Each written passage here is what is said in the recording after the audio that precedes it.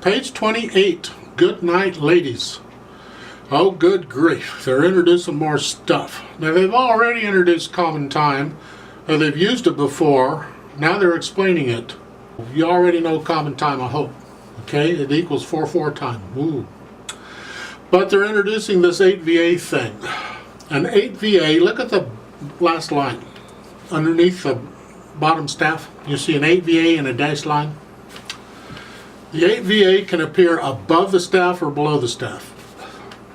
If it's above the staff, you go up one octave than what's written. If it's below the staff, you go down an octave than what's written.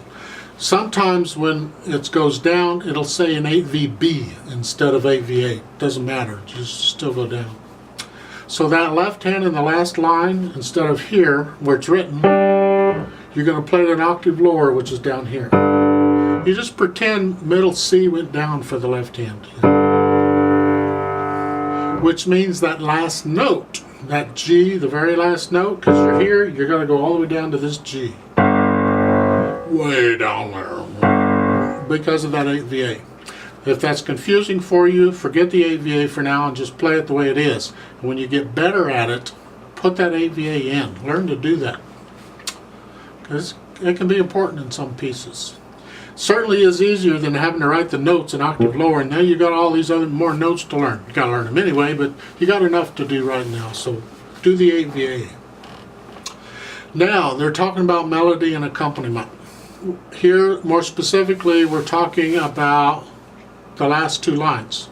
It's actually the end of the first line where the hands are playing together and the last two lines, but they're talking about the last two lines, where you have a chord in one hand, either hand, you have the melody in the other hand.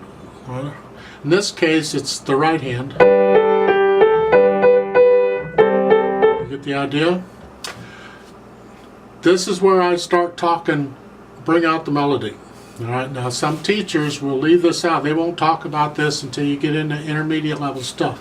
I talk about it immediately because I think it's really, really, really important. And it's not that hard to do. Bring out the melody simply means play the melody notes a little louder than the accompaniment. That's all.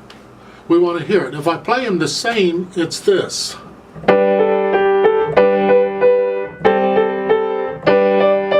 If I bring out the melody, it's this.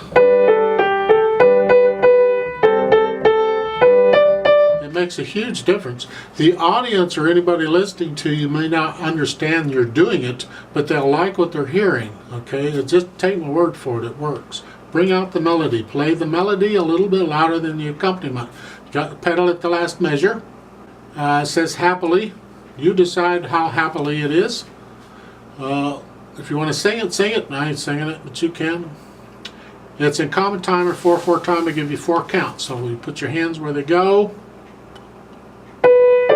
Here. The hands won't move except the left hand. When the last line, when it does the 8VA, it's got to go down an octave. And you got to do it quickly because you don't have any time. So you may have to practice that.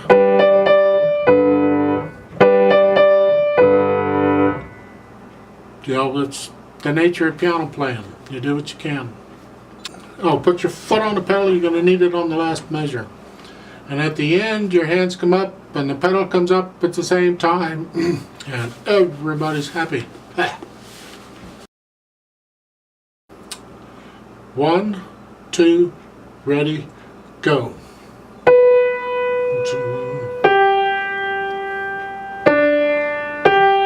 3, 4.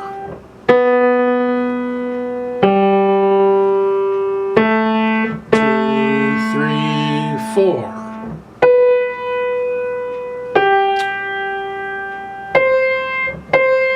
2.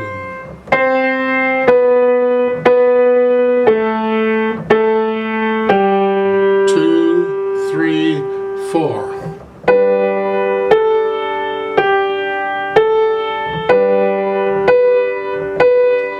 4.